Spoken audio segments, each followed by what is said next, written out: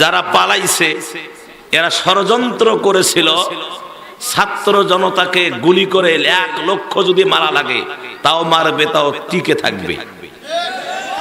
আল্লাহ তাদের ষড়যন্ত্রকে ধূলিসাৎ করে দিয়েছেন। আল্লাহ তাদেরকে দেশ ছাড়া করেছেন। তারা বলেছিল 41, আল্লাহ কয় থো তোর 41, আগত পালাও, ঠিক কিনা? 41 যদি বাঁচিয়ে থাকো তখন হইবে, এখন পালাও আগে। কথা বলে আল্লামা সাইদি সাহেব বলেছিলেন যে আজকে যারা যাদের গাড়িতে ফেলা করে একদিন আর ওই ফেলা থাকবে না। আজকে যারা সেলুট দিচ্ছে আগামীতে তাদেরকে গ্রেফতার করবে, ওই হাত দিয়েই গ্রেফতার করবে। কথা বলেন, কথা বলেন।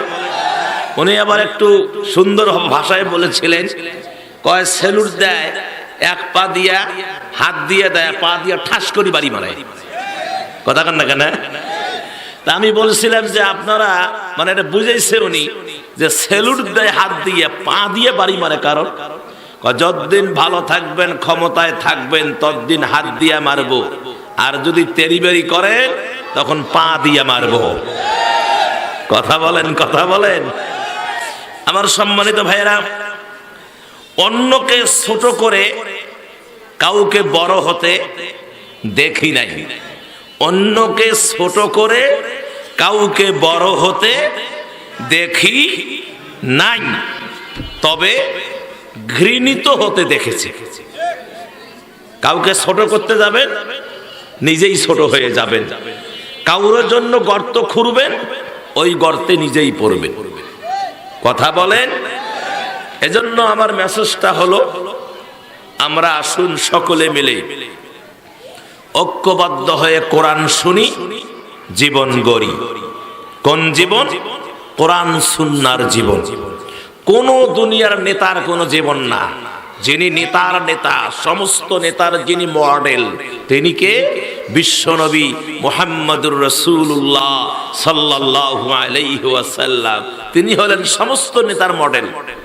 তেনাকে যদি অনুসরণ করা হয় তাহলে আমাদের জীবনটা ধন্য হবে, দুনিয়াও শান্তি পাবো, আখিরাতেও শান্তি পাবো।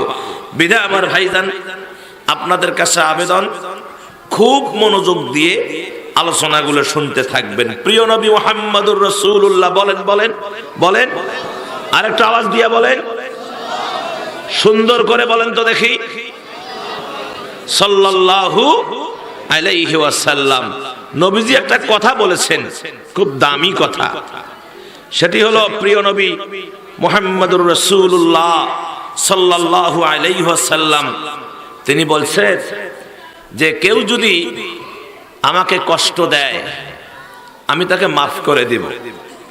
কেউ যদি আমাকে কষ্ট দেয় আমি তাকে মাফ করে দেব। কেননা মাফ করে দেওয়াটা আল্লাহর গুণ। বান্দার গুণ হলো ভুল করা, আর মাফ করার গুণ হলো আল্লাহর। সুবহানাল্লাহ কোন?